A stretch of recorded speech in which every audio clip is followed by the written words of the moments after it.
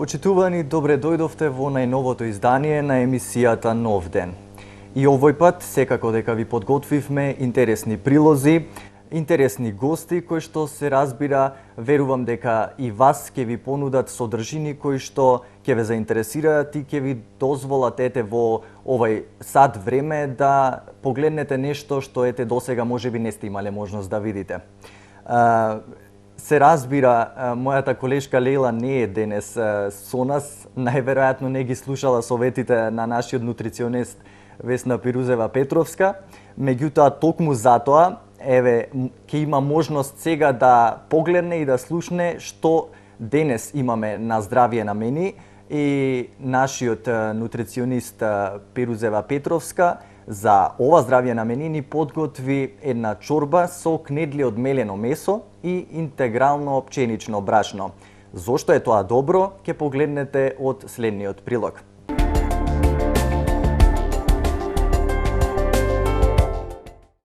Добар ден, почитувани гледачи. Правилата за правилната исхрана се такви да ве едуцираат, да ве наведат да размислувате како тоа вие се храните. Дали во вашето мени треба да вметнете нови намирници кои ќе се во служба за одржување на вашето здравје.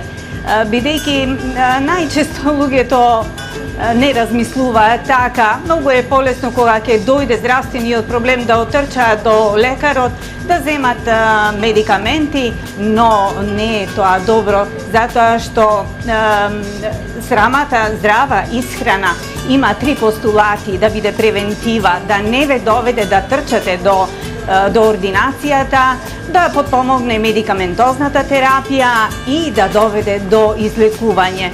Но тие правила во здравата исхрана никогаш не треба да бидат ригорозни, што значи да ви наметнуваат ограничувања, што кај вас веднаш кога ќе сватите дека треба некако да се движите напред во тие промени, да вметнувате нови намирници, кај вас да причинат некој против ефект и некоја стега, некое ограничување, и така да вие не можете веднаш така со добра волја да одите напред и да сакате нешто да промените.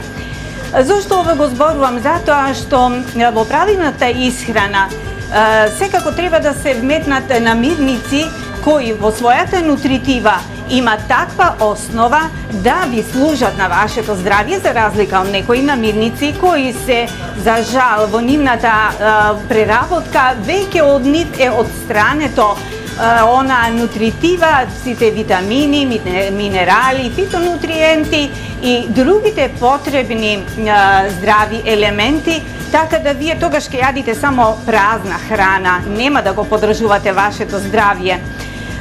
Како што реков, тие промени треба да бидат полека, чекор по чекор, скала по скала, за да можете да се искачите до таа убава цел да имате добро здравје. Денешниот рецепт е токму во контекст на тоа што го зборувам. Месото е една намирница која е многу дискутабилна, дали треба во здравата исхрана или не. Но секако секој човек е индивидуален, па кога ќе се едуцира што месото го нуди, а што не, значи сите позитивни и негативни елементи самиот може да одлучи, а исто така и неговиот организам реагира на месото по собствен избор. Но вие се тие што треба вашиот организам да го насочите како треба да се движи. Затоа, за оние што не сакаат да ги исклучат од својата исхрана, денеска ќе имаме еден рецепт за една убава чорба со кнедли од мелено месо. Зошто чорба? Јас секогаш преферирам и советувам да имате што помалку концентрирана храна во вашата исхрана.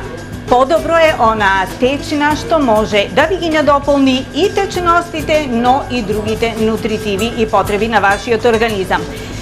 Чорбата со кнедли се состои од кнедли, мелено месо, во кој ставаме ориз, потоа едно јајце, биозачин и црн пипер. Сето тоа Паралелно ќе ви го кажувам и начинот како се изработува, а потоа ќе почнеме да го приготвуваме. Во месото ќе го ставите оризот, јајцето, биозачинот и црниот бибер и сето тоа убаво ќе го замесите. Додека тоа ќе отстои за да се поврзат сите компоненти внатре, вие ќе ставите на маслиново масло во 1 сат на една средна температура. Потоа ќе го загреете, потоа го ставате брашното. Брашното треба да биде интегрално пченично брашно. Тоа е она здрава компонента која е и акцентот во овај рецепт.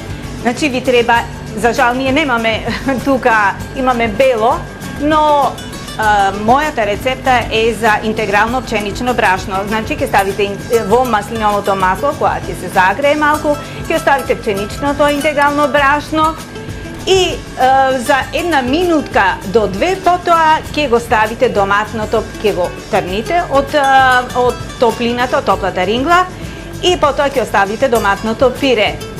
Од кога ќе го ставите доматното пире, ќе ставите водата, односно течноста во која кнедлите малце се одвариле. Потоа го ставате лорберот и морковот и сечканиот селер кои се веќе во водата во која се свариле малку кнедлите. Можете да додадете и лук како една многу здрава намирница. Јас често пати и многу пати веќе во емисиите кажувам дека лукот во зимскиот период треба неизоставно да биде во вашето мени во било каква форма. Сакате и термички, кога е термички, малку од својата нутритива губи, но сепак лукот го има тоа свое што е највредно како природен антибиотик. Тоа е генерално како се приготвува, многу лесно, кратко време се термички се обработува, па ајде сега да почнеме.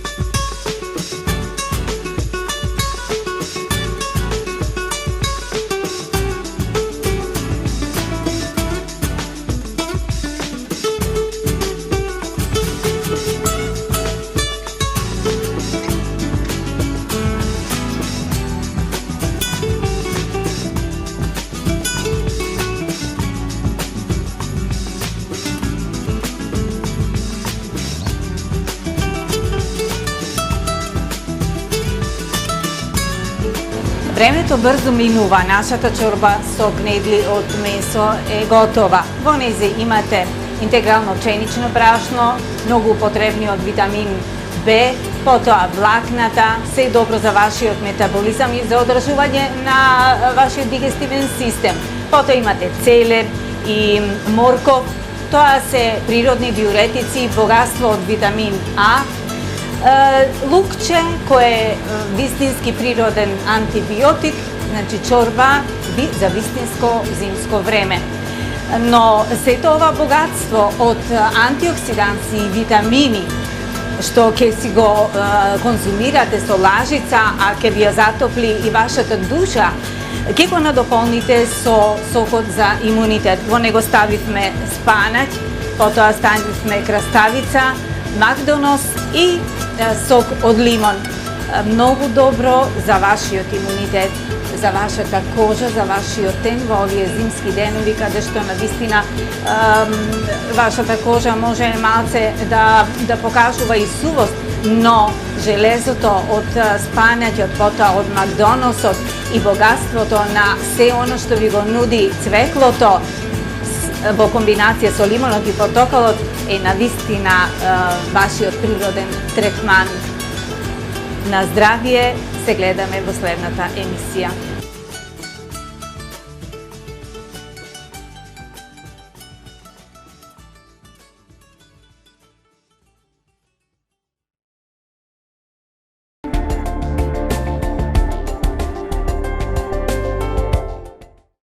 Почитувани, ова беше рецептот кој што ви го подготвивме за ова издание на емисијата Нов ден. Се надеваме пред се дека ви се допадна, па кој знае, ете можеби доколку видовте нешто што ви се допаѓа, можеби ми можеле да го приготвите овој рецепт за вашите најблиски, па буквално да им подарите здравје.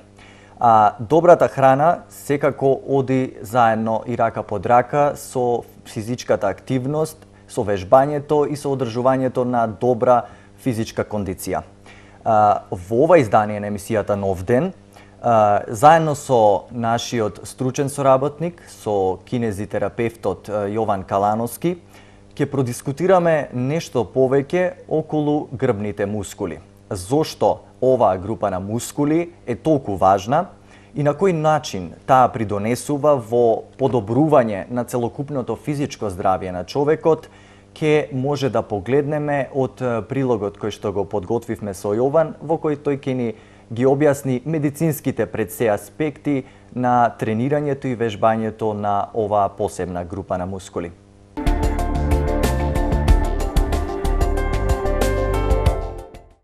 Почитувани, добре дојдовте во уште едно издание од емисијата Нов ден.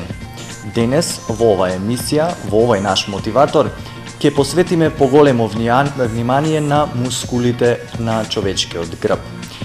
Зошто е толку важно да се вежбаат и да се зацврстуваат овие мускули и зошто представуваат едни од најважните мускули во човечката мускулатура, ќе ни објасни нашиот стручен соработник, кинезитерапевтот Јован Калановски. Јован, ајде најпрво да им кажеме на нашите гледачи зошто толку е важна оваа група на мускули и што толку придонесува нели во секојдневниот живот на човекот. Мускулатура, значи како мускулатура, секоја мускулатура е многу важна како целина, целото тело е многу важна за сите нас. Оваа мускулатура малку ја занемаруваме, грбот, по принцип нешто тренираат, помалку гледаат на грбните мускули, но тие од медицинска гледна точка, од здравна гледна точка, се едни од најважните за нашето тело. Всушност, грбот е тој што не држи целодневно исправен. Врз грбот паѓаат целиот терет на нашата работа, тежината на нашето тело ја носи кичмата и рбетот заедно, така да ние мора да сме добро подготвени тука, да имаме добра мускулатура, за да го трпиме тој терет што му го пружиме целиот ден на рбетот. Но како што кажав, доста често и тие што спортуваат, и тие што не спортуваат, забораваат дека таму има мускули, забораваат дека тие мускули се многу важни и дека тие мускули можат да ни дадат на нас многу здравје. Така, добро, таму имаме повеќе групи на мускули. Кои групи на мускули, значи кои што се наоѓаат на грбот на секој човек, можеби најмногу претрпуваат во текот на денот и носат најмногу товар, условно кажано, во текот на еден ден? Па поедноставно да кажеме да не разберат сите, имаме значи долен дел, лумбален дел на рбетот. Тоа е кичмата, така на нашки кажано. Тој дел трпи најголем терет кај нас повозрастните, да кажам. Цел ден сме или во сената положба, или и да сме во станата и да се движиме или да сме во сената, значи правиме товар и терет на кичмата.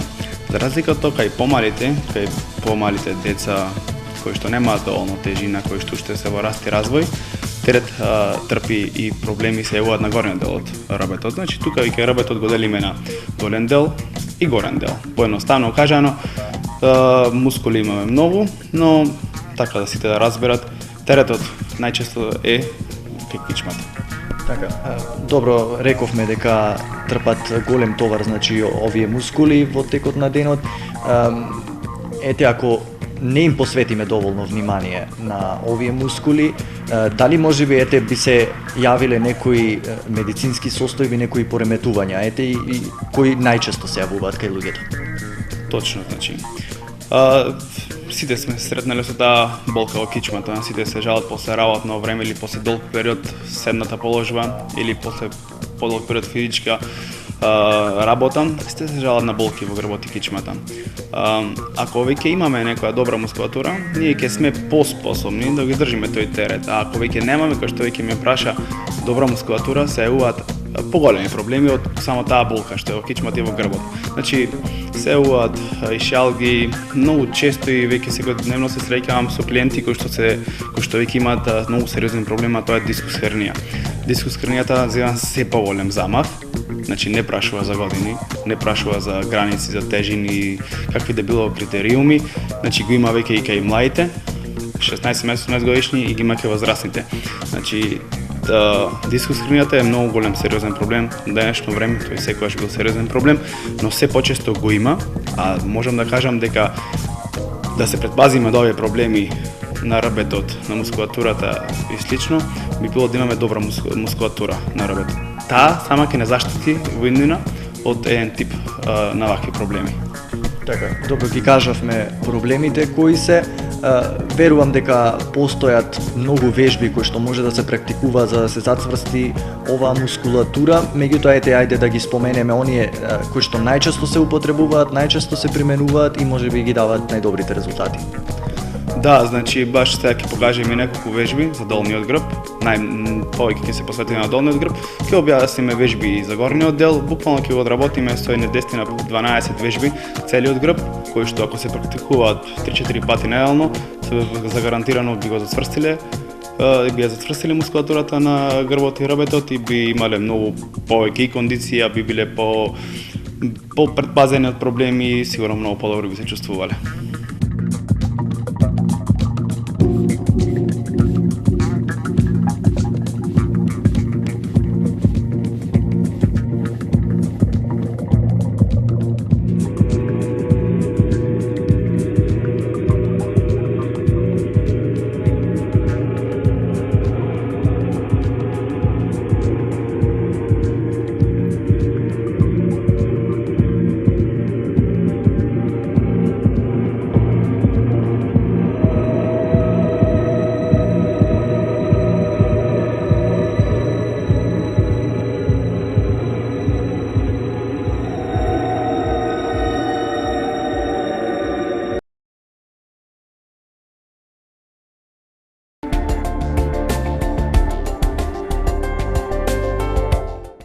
Почитувани, во нов ден секогаш се трудиме да ви понудиме интересни гости кои што нудат интересни теми за разговор и кои што секако се несекојдневни и на некој начин на крајот од денот ви оставаат навистина посебен впечаток.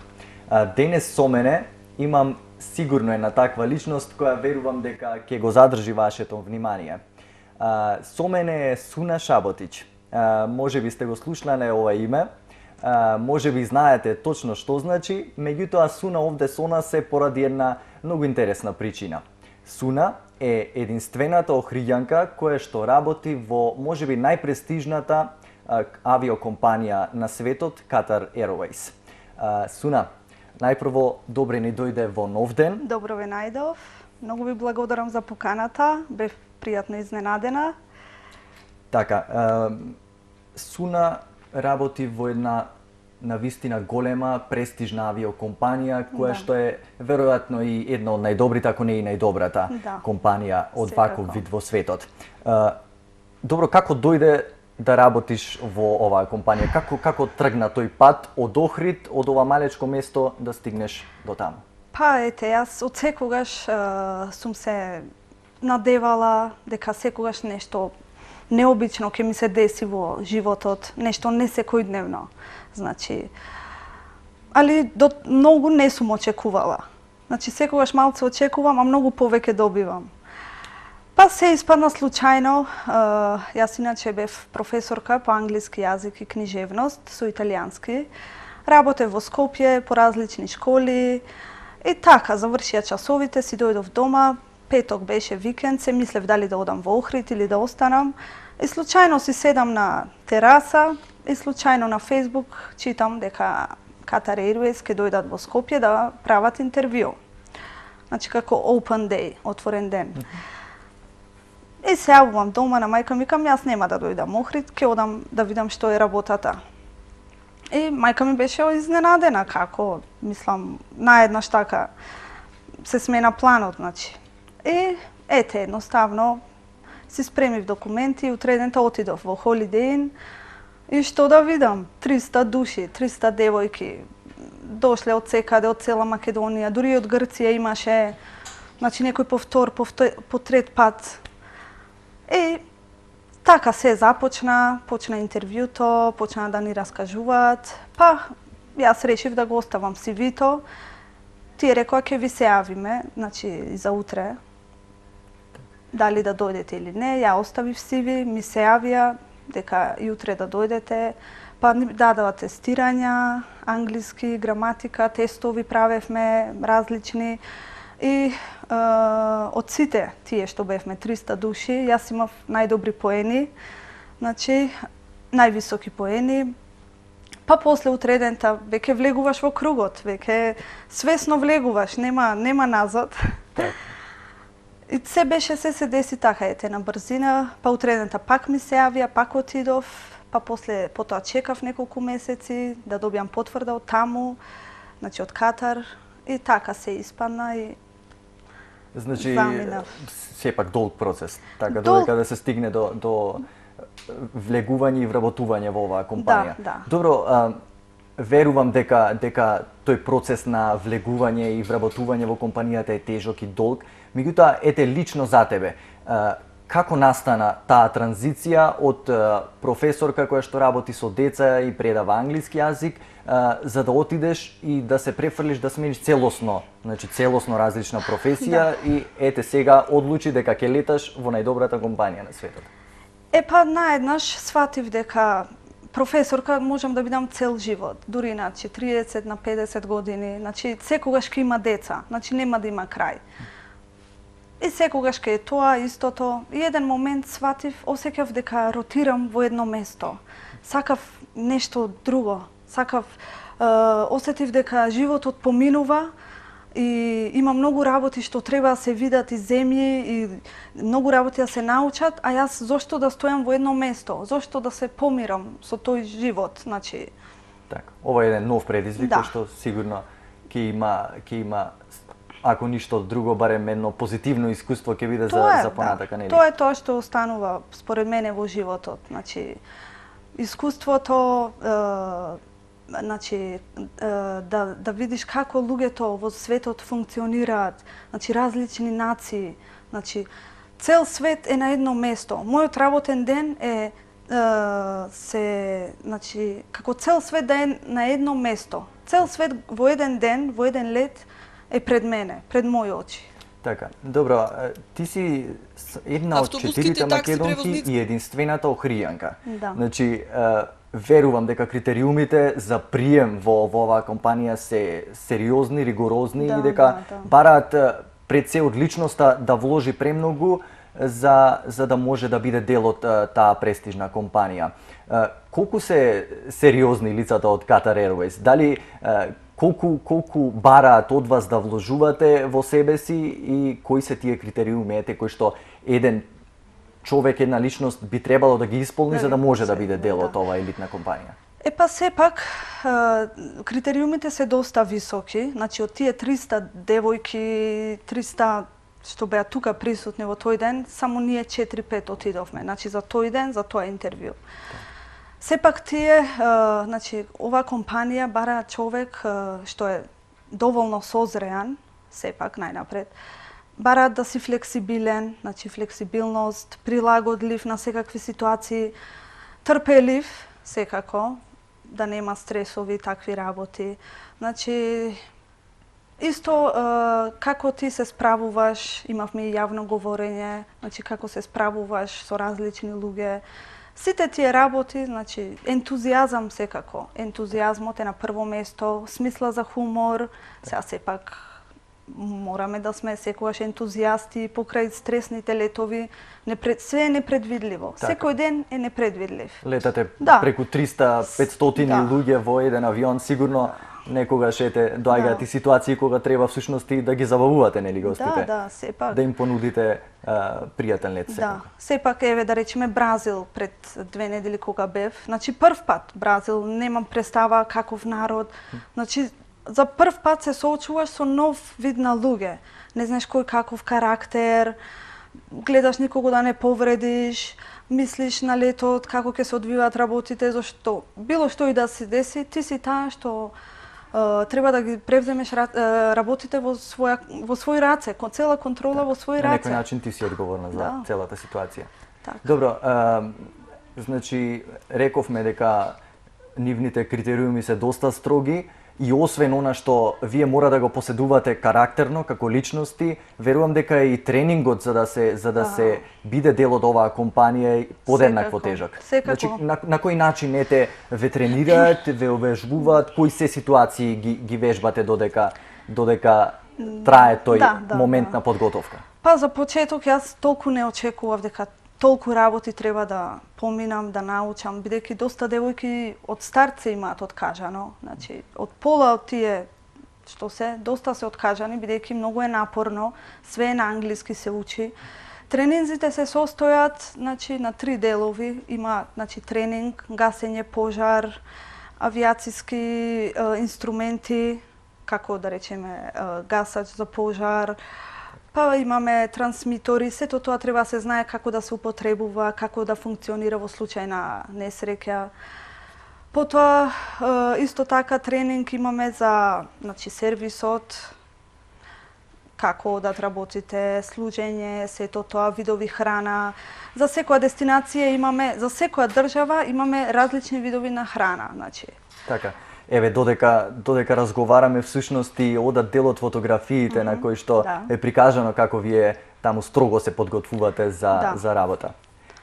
Потоа имаме, да речеме, во случај на несреќа, не однесоа во Дубај, како практично, во случај на несреќа, турбуленции или декомпресија, како да се справиш, како, значи, сето тоа вратите.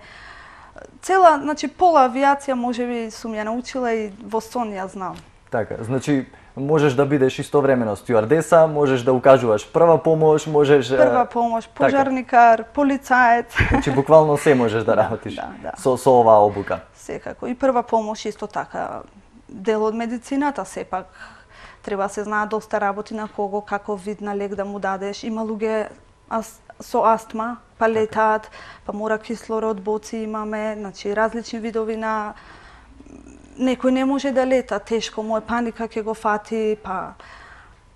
Има различни видови на случаи, не дај Боже сега. Така и мора да знаеш да се снајдеш во било која ситуација. Бидејќи нема кој да ти сеси горе, значи 40.000 стапки во небо, се мораш сам сега.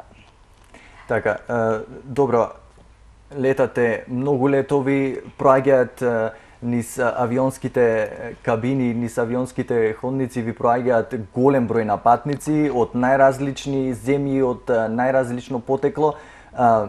Значи, на кој начин вие како стюардеси, како членови на екипажот всушност на оваа компанија, работите со самите клиенти? Значи, имате луѓе од различни држави, на кој начин им ја овозможувате она услуга од 5 звезди, како што всушност и самата компанија кажува? Па ете, се трудиме да дадеме се од себе. Значи, и доколку летот е краток, значи ти се трудиш да дадеш се од себе, не смееш ни една грешка да направиш, бидејќи полисата е доста строга, мислам, не е како во другите компании. Се трудиш на секој начин, според човекот, се трудиш според тој вид на човек, според него, пример, предпоставуваш каков е човекот, да речеме, според него се прилагодуваш и на тој начин комуницираш. Сега има и доста луѓе што се, пример, различни, агресивни, па мораш, значи, се смирено, да знаеш на кој начин да го смириш човек, Так. на кој начин. Но сепак, ете, на крај доста, може би, ете, 99% од сите наши патници се задоволни и во споредба со други компании и сето тоа. Меѓутоа, за да бидат овие патници задоволни, вие и часови пред летот се подготвувате. Да. На кој начин се прават тие подготовки за да можете да ги достигнете и вие високите стандарди и на крај патниците кога ќе заврши летот, нели, да си бидат задоволни од она што го Да, робите? значи пред секој лет 3 часа унапред ние треба да сме тука во собата за состаноци што ја имаме. И сега се започнува со запознавање, бидејќи секој ден летаме со нови различен екипаж. Така. Сега секој ден, значи, почнува тоа испрашување, секој ден како повторување. Сето тоа што било на тренингот се испрашува. Дали од прва помош, дали од пожари, такви работи. Значи, секој ден се повторува сето тоа, плюс, да речеме, тимска работа, секој дава свое мислење, свесност за различноста на културите, исто се обрнува внимание. Значи, пример, секој кажува, еве, да речеме, одиме во Виетнам. И сега некој што бил кажува, еве, во Виетнам профилот на патниците е тоа што тие не бараат, не сакаат, мирни се, не бараат вода, не сакаат ни да јадат. Така. Значи, знаеме, ете, од старт, од прилика, имаме некоја представа за, ете, за секој На лет. кој начин, ете, најдобро да им Да. се излезе на барања, така што ги имаат Пример, патниците. патниците, да речеме, од Кенија, Нигерија, тие се така малце по-строги, по-агресивни. Ете, да речеме, доста сакаат да јадат, па, значи, не се смеат, сериозни, така, подруг народ, ете. Така, значи, всушност излегува дека од седиште на седиште треба да го менуваш и начинот на кој што постапуваш со патниците, Да. некој е сериозен, некој е насмеан, да, ведар. Дали патниците, ете, сакаат да комуницираат со персоналот? Да, има патници што сакаат. Значи, најчесто од Аргентина, Буенос Ајрес, тие се доста, значи, повеќе се како нас, Македонија, отворени, Балканот, сакаат да. контакти. Сака да те прашаат, примере, како ја правиш фризурата, како е сега, пример, утре каде леташ. Некои патници, пример, арапите, Така. тие нити те прашуваат ништо, не те ни погледнуваат, така се малце по своје глави, да не речам. Така. Добро, Важно им е да стигнат до дестинацијата и толку. Така. Освен тоа што вежбате и учите како да се постапува со патниците, вие всушност имате и еден строг режим, така условно да кажеме, на подготовка, лична подготовка, нели пред самиот лет, значи која што трае подолго време. Да.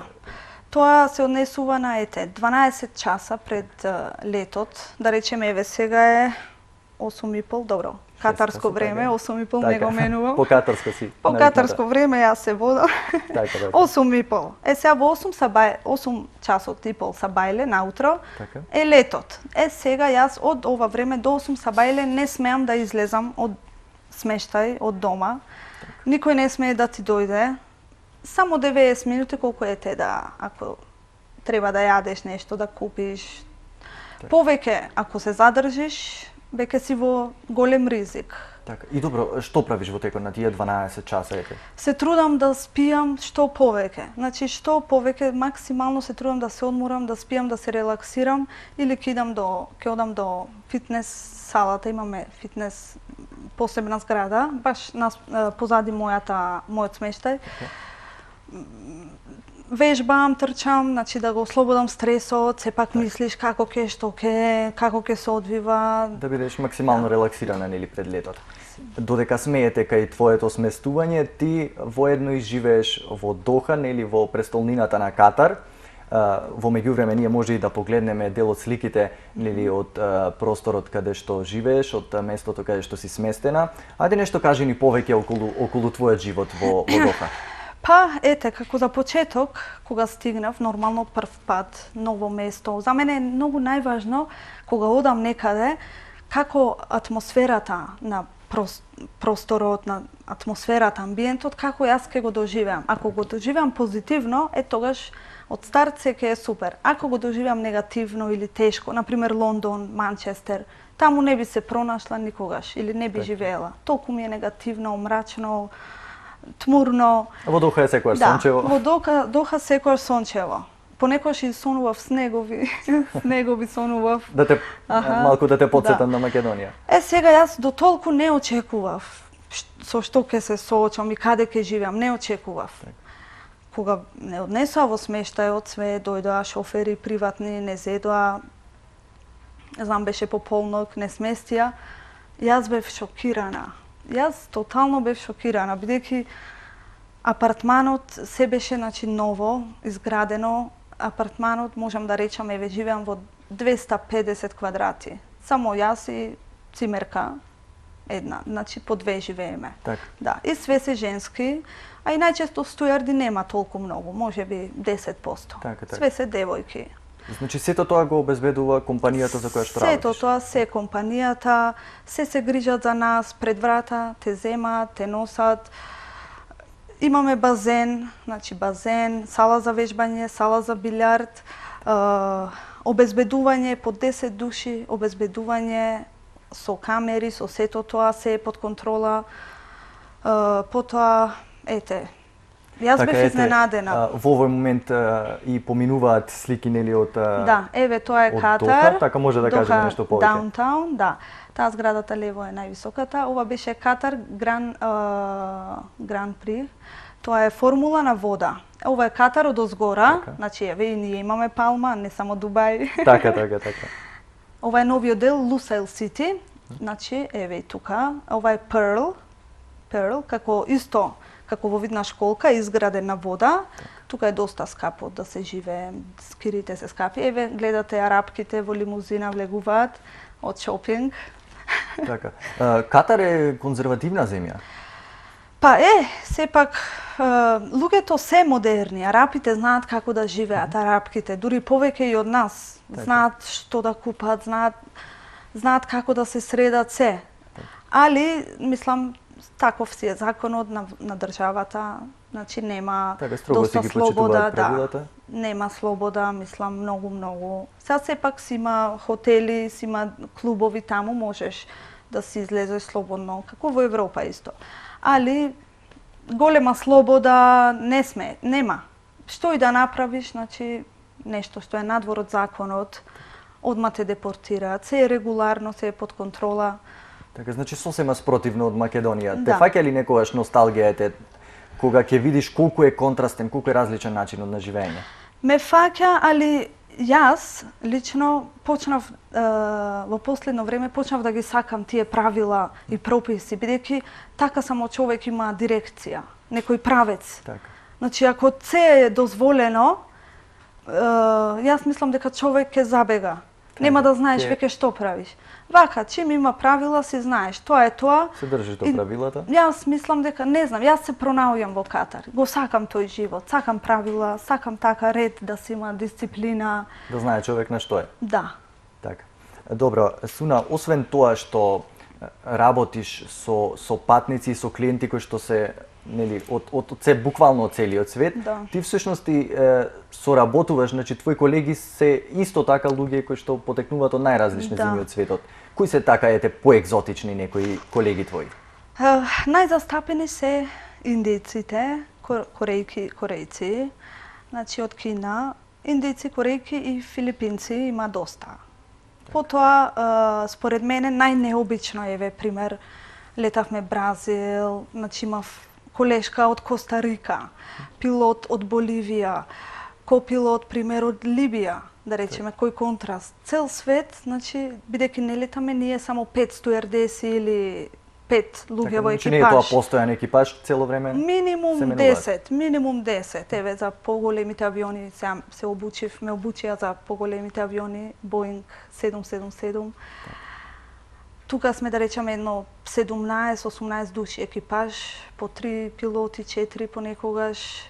Добро, тешко е да се соработува со толку Не. верувам различни карактери од различни Да. земји, со различни обичаи, така. Да, али пример еве да речеме со европејците, дали романките од нашиот дел Европа, Балкан, Така што не се Грција, познати повеќе. можеш вака да си направиш муабет. Пример со корејките не можеш. Тие си се подруго така по нема многу навлегување, да речам. Ние сме подруги, знаеме да читаме меѓу редови, знаеме длабоко влеземе во разговор.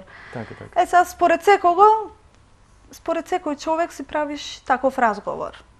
Имаме од Јамајка ете друга колешка, Јамајка, Коста Рика, Бразил, Африка, Кенија се доста најзастапени, многу супер народ, многу ги сакам девојките.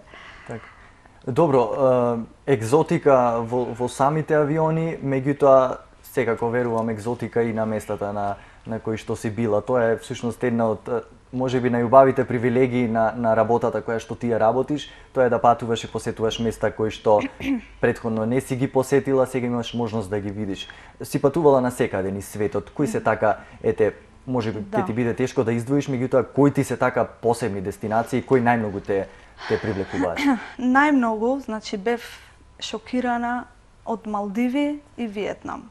Бидејќи Малдиви, знаеме, најчесто луѓето одат за меден месец, нели? Јас сама си отидов. Малдиви најмногу впечаток ми остави, најмногу заради не дека плажи има на секаде, така островчиња ќе се најдат, така вода сина има на повеќе места, ама поентата е што самата природа, како ги создала тие островчиња, самата природа и сега некој ден сето тоа може под вода да биде како да не постоело Малдиви. Малдиви најмногу ме шокира, дури од среќа не знаев што да правам. Бидејќи од секогаш нормално сме гледале на телевизија, на YouTube, Малдиви си викаш, никогаш нема да одам, знаеш. Не се надеваш, се ти е како далечно, недостижно и наеднаш се наоѓаш таму, толку нормално, еве, кога и да посакам сега, јутре да сакам, би отишла, не ми е проблем. И Виетнам исто така. Виетнам, значи, знаеме војната, сето тоа, али јас многу работи, не знаев што, како, ама кога отидовме, има тури, секој хотел, значи хотел ни организира се, посета на тунелите, каде што Америка баш на тоа место каде што американците го бомбардирале Виетнам во далечната 1972. И знаеш кој е тоа чувство, значи тука војната се случувала, а ти газиш по тоа место, по таа земја. Токму тие фотографии сега ги гледаме, значи може и да прокоментираме што всушност се случувало, нели, додека беше во Виетнам. Секако, еве ова е Бразил пред 2 недели, ова е Малезија, иначе морам да напоменам, девојкава е машко. Добро. И тоа е интересно да се знае. Тоа е прв пат, јас не знаев, подоцна ми кажа, жирафата бев на сафари во Кенија, во Кенија National Park. Ова е во Непал, Катманду, Буда Темпл, храмот на Буда. Така. Си има традиција, секој викенд луѓето си одат, си палат, мислам нема кај нив свеќи, туку тие црните што беа со масло се додава, оган. Така, верувам препомна секој. Да, тука првата точка на чело мислам, еве имав шанса да ја добијам првата точка на чело. Значи тука се индици. Така, така. Да, тука бевме со Бамби, колешката од Тајланд. Така. Ова е во Кенија. Ова е келнерот. Значи, ова е менито на тој ден. 17 видови на месо пробавме, цел екипаж отидовме, се знае, кога доаѓаш Кенија, каде се оди во карниворе. Така. ресторанот. И сите се спремаме, одиме карниворе, те пречекуваат, сите се исто со тие заебрести скутници, па имав шанса да го најдам истиот скутник во продавницата, па си го купив, така да и јас сега кога готвам. Така. Тоа ќе верувам ќе може да го видиме на таа фотографија. Имав шанса да пробам месо од крокодил. Меѓу тие 17, значи имаше месо и од крокодил. Месо од крокодил, порано на времето имало месо од зебра, али сега е забрането да се ловат зебри, да се убиваат. Крокодилот е доста добро месо, крокодилското, асоцира на риба. Значи поховано беше, многу супер убаво. Значи за сите овие екзотични вака видови на јадење секогаш велат има вкус на пилешко или има вкус на риба. Да. Така. Па сепак во крокодилот, во водите. И пример доаѓаат ти нудат пример кокошка. Викам кокошка и дома можам да јадам, така, не македонска. Да. Така. Добро, која е најекзотична храна која што имаш пробано на овие патувања? До сега најмногу ми се бендиса во Малдиви, значи гребенска риба, риф фиш, гребенска риба на индонезиски начин. Значи не е доста зачинета, нормална, малце потсеќа на нашата, така ете. Бидејќи индиската храна кујна не можам да ја јадам, многу е зачинета, лута. Така. Еве, мојата цимерка е пола од Кина, пола од Индија, така измеѓу Непал, значи таа јаде нон-стоп готви. Понекогаш не можам да ги поднесам тие нивни зачини. Така, премногу ги тоа има. мора да се прилагодиме. Така, добро, еве во меѓувреме и продолжуваме со сликите кои што ни ги подготви ти. Ете, Може тоа е да- Малдиви од озгора, среќа имав време Така. пред тоа е на Top of Descent, пред слетување, Така. да сликам. Тоа долу, ако може да беше аеродромот. Аеродромот е значи на остров. На остров, така. На остров. Ако го промашиш, готово. Така. За среќа го погодувате, така? Го погодивме Добро. среќа. Еве, добро, тоа тука е добро сум да се јас. Островот, каде што бев, значи се 200 островчиња, што се Така. населени. Другите уште 1000 колку има, се сосем пусти. Значи на овие острови имаш резорти, хотели, си организираш тура, те зема бродче, те носи 20-30 минути. Се викаше Club Med Kani, островот, еден од најубавите. Сега наредно кога ќе одам, сакам да го посетам Paradise Island, па ќе видиме. Горе-долу се е исто. Добро, ете во оваа пауза помеѓу летовите, значи имате време да прошетате, да ги разгледате барем знаменитостите, ако ништо друго. Се трудиме, еве јас се трудам во која земја и да одам за прв пат или втор пат, веќе третиот пат мислам ке ти е. Секогаш има места да се посетуваат. Се трудиш и покрај таа уморност, бидејќи нискиот атмосферски притисок си го прави своето, влијае, значи не можеш да функционираш како да си на земја.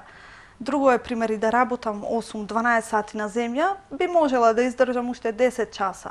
А на низок атмосферски притисок е тешко.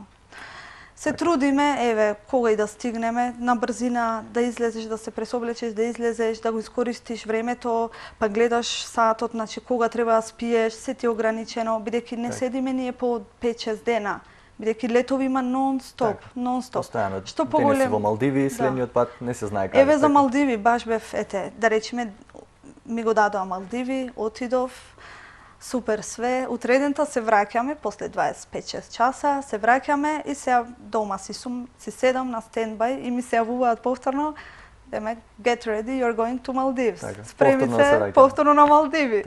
Сега си викам, кој ќе оди пак на Малдиви? Да, тешка мака, навистина. Стварно. Да се оди на Малдиви 2 пати. Ама секој одење е различен остров, посетуваш, различна структура, така. Така, добро, посетуваш најразлични земји. И често нели треба да се помине од една дестинација до некоја друга дестинација кои што се меѓу себе, значи навистина далечни. Кој е онај најдолгиот лет кој што си го имала континуирано, значи без летување? Да, најдолгиот ми беше Бразил, 14 часа и рачунај унапред плюс 3 часа, па плюс 3 часа да се разбудиш, да се освестиш, спремање дома, мораш. Така, тешко е да се издржи? Да, тешко е многу. Јас не знам, јас се мислам како Господ да ми дава некоја сила. Така. Не знам, понекогаш еве и Охрид кога бев, јас едва се станував за на факултет да одам или еднашка, значи цело лето сум го преспала онака од. А ваму не знам, како некоја сила да ми дава Господ да издржам и бидејќи многу се откажуваат. Многу девојки се откажани само заради тоа. Мојата прва цимерка од Јужна Африка, од Дурбан, само заради тоа се откажа. Тешко е да се прилагодиш со спиењето, биоритамот ти се менува, се будиш са бајле во 3, после утредента мораш да се разбудиш во 9 навечер, многу е тешко. Така. Многу. Добро, верувам дека твојата професија, она што моментално го работиш, е крајно интересно. Значи, ги имаш можностите да уживаш во најубавите дестинации во светот, покрај тоа што напорно работиш, се разбира, со долги часови летање. Да. Меѓутоа, што се случува, приватно во животот на Суна, во смисла, што ќе биде ако не биде твојата моментална професија? Што ќе биде ако не продолжи со летањето? Па, исто, јас повторно ќе се надевам. Повторно се надевам дека и да ставам крај на ова или да дојде крај. Еден ден мора да дојде крајот, бидејќи сепак ова работа си е така, Потешка, понапорна, потешка и постресна можеби. како илузија, како некоја илузија, сон, како сон. Например, понекогаш не се сеќаваш, не сум заборавила дека сум била Бангладеш. Не се сеќавам додека не видам пример се што си запишувам во дневникот. Така. Не се сеќавам, понекогаш забораваш. Сега би сакала, секогаш добро е што имам диплома, секогаш можам да се вратам на старата работа, да бидам професорка, да си отворам школа, зашто да не, како што напоменав, деца ќе има секогаш. Так. Али, секогаш се надам дека повторно ќе има нешто друго во што би се пронашла. Така. Добро, Суна, мислам дека со тебе разговорот може да трае до бесконечност. Да. Имаш навистина интересни приказни од сите страни буквално на светот, од долги летови, од среќавање со различни култури. Да. Меѓутоа, за жал, немаме толку слободно време за да ги раскажеме сите твои доживувања. Мене ми преостанува да ти се заблагодарам за твоето гостување и за тоа што ни ја прикажете таа можност да можеме и ние да споделиме дел од оние искуства кои што си ги имала. Зошто да не? Секако јас ви се заблагодарувам, бев пријатно изненадена, бидејќи знаете кога ќе дојдам дома и сите доаѓаат да ме распрашуваат што како, вака еве си раскажав во кратки црти, така да не мора да се мачам повторно и повторно. Сепак е тешко да се опише тоа што се чувствува. Се доживува таму така. Лесно е, пример, не е тешко еве и Виетнам да одиш, ке си одиш на одмор, али тој авиацијски живот еднаш се доживува и никогаш. Така, веројатно никогаш нема да се заборави. Доаѓаш, врати ти отвараат, луѓето снимаат, се осеќаш како да си некоја звезда. Филмска звезда. Така. Добро, Суна, ти благодарам навистина за твоето гостување. Се гледаме во некоја наредна прилика кога твојот авион повторно ќе слета во Охрид. Повторно ќе слета, можеби вие ќе дојдете. Така. Добро. Ако мислевте дека некои од бомбонjerите и вината во супермаркетите се прескапи за вашиот джеб, тогаш имаме еден интересен предлог за вас. Наближува 14 февруари, нешто што меѓу младите е познато како Денот на љубовта, меѓу постарите повеќе како Денот на виното и Свети Трифун. И за едните и за другите, во урбаниот сонувач ќе ви ги представиме 5 најскапи чоколада во светот и секако некои од најскапите вина кои што се продале или се продаваат во светот.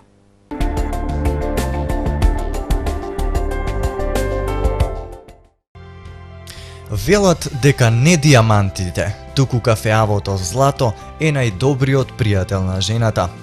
Урбан сонувач ви ги представува 5 најскапи чоколади на планетава. Шо положи, кралица меѓу чоколадите. Ви се допаѓа како изгледа? 50 табли од оваа чоколада чинат повеќе од гарсонјера. Ја произведува компанијата Knipschild, а половина килограм чини неверојатни $2600.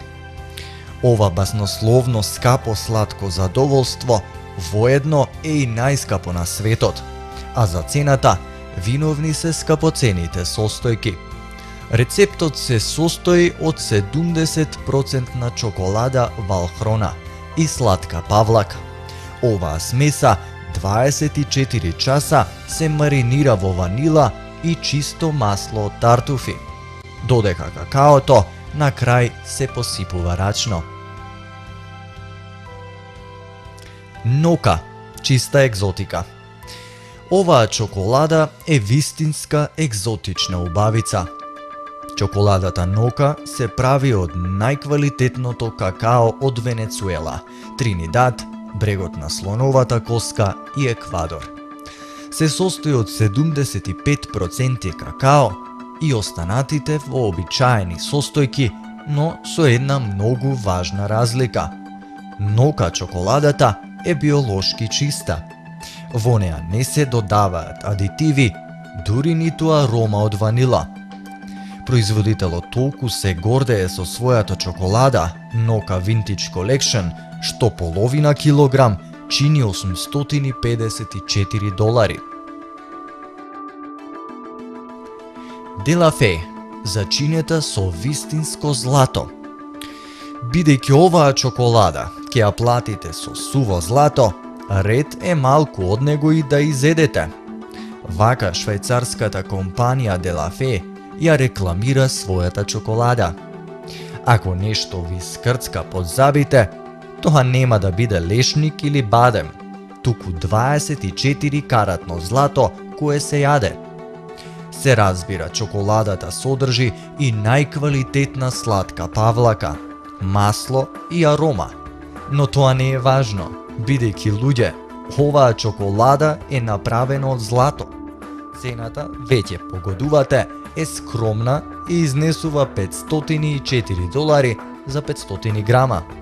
Само за споредба, за истите пари можете да купите солиден веренички прстен од чисто злато.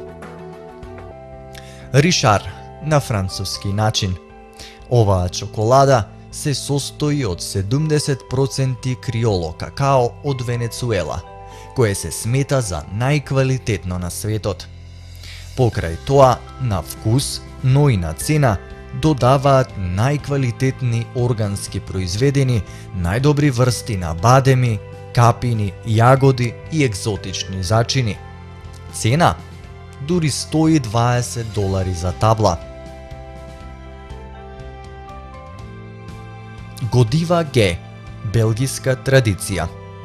Белгија е земјата на чоколадото и на Херкул Пуаро. Не можете да зборувате за белгиска чоколада, а да не ја споменете Годива, а посебно нејзината Г колекција. Во составот на ова чоколадо влегуваат ретки состојки, како тасманиски мед и специјални мексикански лути зачини. Годива Г колекцијата е најефтина помеѓу елитните сладки и чини само $107 за килограм. Ситница.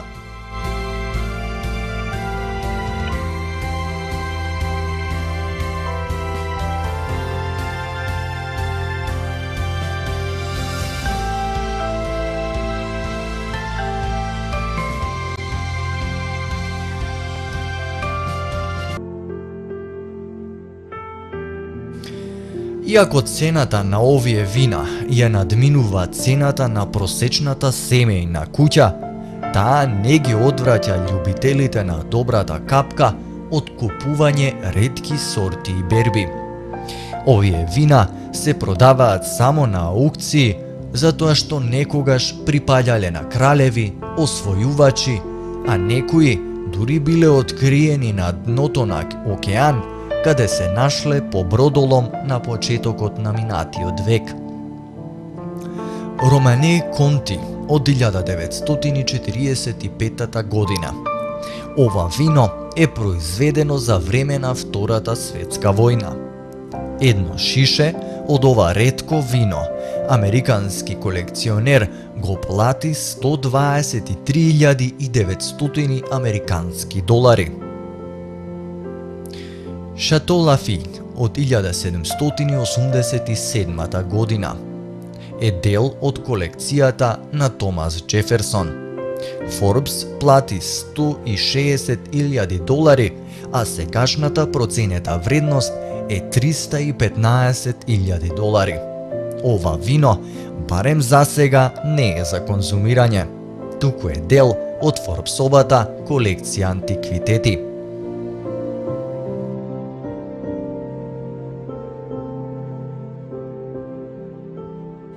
Хејцик 1916 година. Изгубено во бродолом, ова шише вино било дел од пратката за руското царско семејство во 1916 година, а го пронашол брод трагач во 1997 година. Вредноста на шишето е проценета на 275.000 долари.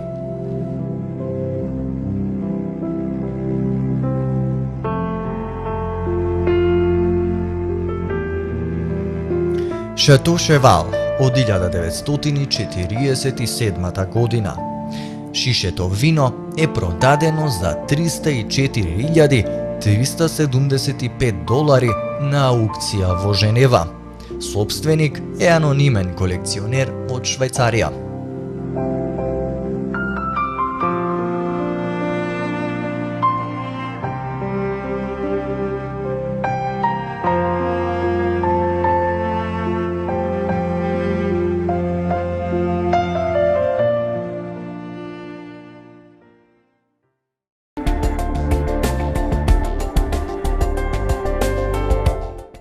Добро, Суна, го погледнавме овој интересен прилог за Свети Валентајн. Дали ти ќе бидеш тука во земјава или ете можеби патуваш некаде далеку за овој празник? Па за Валентајн баш на 14 ќе бидам, имам лет за Малезија, Куала Лумпур. Така да еве исто во чест на благодарност. Јас понесов со мене еден од моите најомилени предмети од овој од авион, од фри шопот, значи duty free, еве, пенкалце, авион. Од компанијата, да. Има доста интересни работи, произведуваат, така да ова е еден од моите најдрагоцени, па би сакала еве да ти го подарам во чест на благодарност. Иако се надеваме некогаш ќе се видиме на некој лет. Така, да се надеваме. Ако одиш на Малдиви. Ако може, нека биде на Малдиви. Може, не е проблем. Така, ако бираме веќе. Така, ти благодарам. Добра. Суна, дали нешто би сакала ете да им кажеш на нашите гледачи вака како за крај? Па да, зошто да не, те би сакала да им препорачам. Убаво е да се живее во фантазија, значи не мора само во реалност. Убаво е да се сонува, бидејќи да се сонува, али да не се очекува премногу. Секој треба да се сонува, да се живее во некој свој имагинарен филм, бидејќи 99% од сето тоа кога тогаш се остварува, еве како мене.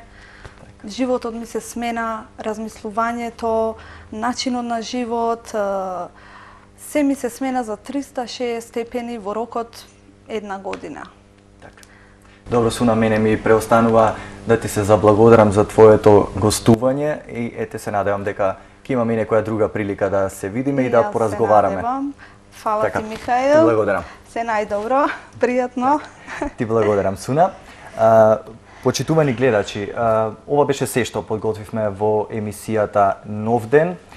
Верувам дека изминатите 60 на минути со содржините кои што ви ги понудивме, го задржавме вашето внимание, а доколку ви се допаднал на што го видовте денес, тогаш останете на програмата на телевизија ТВМ и се гледаме во некое наредно издание на емисијата Нов ден. Пријатно!